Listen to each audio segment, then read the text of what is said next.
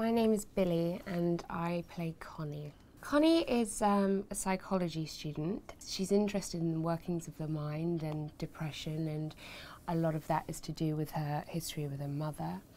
And she's a very complex girl. I mean, there's 101 things to say about her because you know, she's got a lot going on. She's a feisty girl. She's very comfortable challenging kind of academia and teachers, lecturers, whatever, and scientists, or, you know, Dr. James, for example. And then when it comes to kind of her peers, I think she struggles a bit more with that. She's not massively kind of adventurous. She has this moral code that she feels very strongly about, and she doesn't really change her mind. And she's not, you know, she's not kind of willing to move into other areas of thinking. She's very much, she's got a lot of conviction in what she thinks, and she's very interested in the science and the workings of love and humanity, and the kind of faith elements, and something a bit more spiritual is something that she kind of seems to struggle with. Everything has a reason, you know, everything has a time and a place with her, and I think when she meets Tristan, those things start to kind of blend more with his ideas and his way of thinking. As willful as she is, and as much as she kind of believes very strongly in her ideas, she's also very curious, and she's also very interested in the science behind these things. And so I think it made sense for her to go on this trial, and in some kind of self-discovery kind of quest, you know. And yeah, I mean, it kind of works well and nicely with what she's been studying, and it all seems to make perfect sense. And little does she know she's going to meet the man of her dreams. Although he isn't the man of her dreams, really. Or if he is, she doesn't know it. I think Connie's quite realistic about love for many different reasons. I think she's had this relationship with this older guy. It's all pretty vague, you know, as in how much she lets on throughout the course of the play, but I think it's a very practical kind of functioning relationship, and it's, I'm not sure it's here's my heart, take it and do what you will with it. It's not that kind of relationship. You know, it just kind of makes sense, but I don't feel like it's something, you know, deeply profound or terribly romantic. And I'm not sure she really believes in that, or hasn't believed in it until she meets Tristan, really, and he kind of opens her eyes to, you know, the kind of the depths of the heart, really. So her attitude to love is just, you know, it comes and it goes, and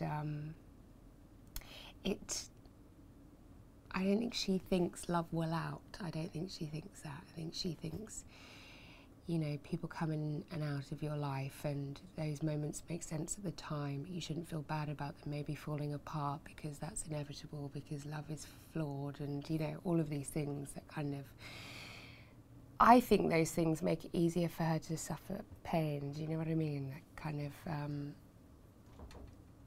so that she's never surprised by love. You know, she's decided what it's going to be, so that should something happen, she's never going to go, you know, she'll always be, I told you so, you know. It was always going to go that way, because that's the way love is. It's unpredictable, and therefore you shouldn't trust it. Well, I love people like Connie because I think there is certain truths in that way of thinking. But I also feel like I love seeing those people break. I love seeing them being influenced by someone else, and letting those kind of hard kind of corners fall away. I just like her fire, I like her spirit, and her quest for, you know, and thirst and hunger for knowledge, and there's something really sad about her, and, you know, I think all of those things are really appealing in a part. I know Lucy because Lucy and I worked together when we did a show together about, oh my God, like 6 years ago now.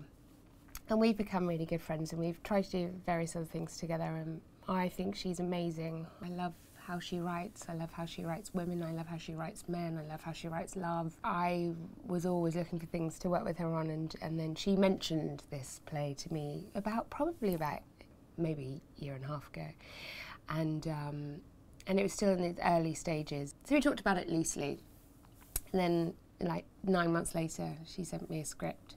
She asked me what I thought, and I told her what I thought, and then you know, maybe 6 months later, when I just had another baby, she said, would you come in and read for me and Rupert, and yeah, have a crack at it, see if it works. She's quite intimidating because she's my friend. It's quite weird auditioning in front of your friends.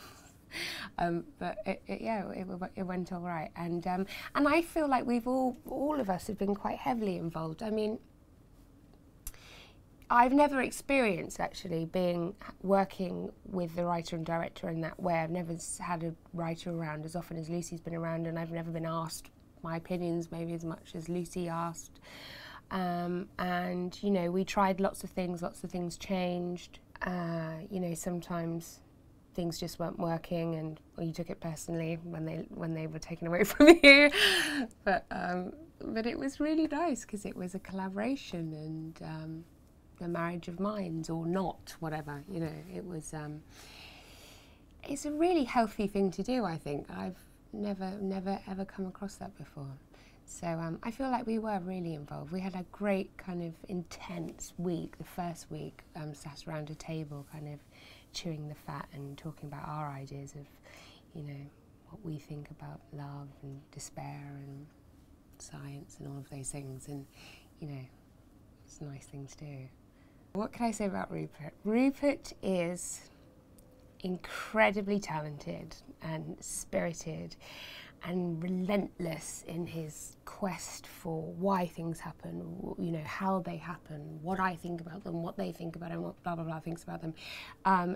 Full of energy and fight and fire, and it's a full-on process with him, but it's also very inclusive and very exciting because he works in a way that I'm not used to, and it's far more experimental than anything I've done before as well. You know, finding ways to make a scene different to any other scene that's ever existed in art before, and it's very thrilling. It's thrilling to work like that.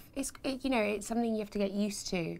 It's you know, he sees scenes on their feet before you've even kind of processed what they're about. You know, he's always working like 100 steps beyond you.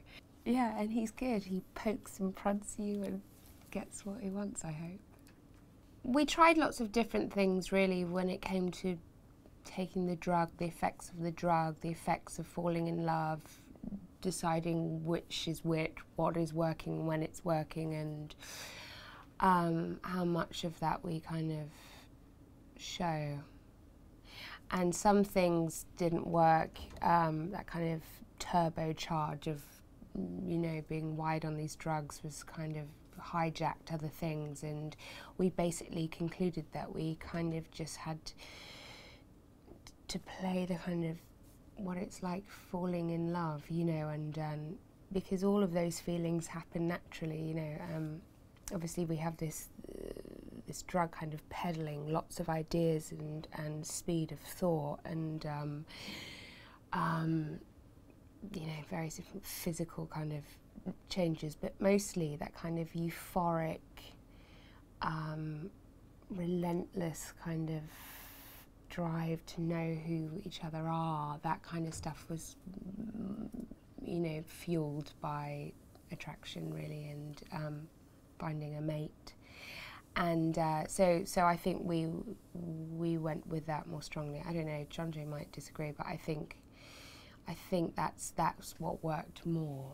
We attempted to speak to a few postgraduate psychology postgraduates, but we never quite managed it. It was we did a lot of our learning in the room, and a lot of people were coming in, people who specialised in the world of, you know, the workings of the mind in various different fields. But so we did quite a lot of that, and I think that kind of informed lots of the work that we then put into the you know, the performance, the performing. At the time we were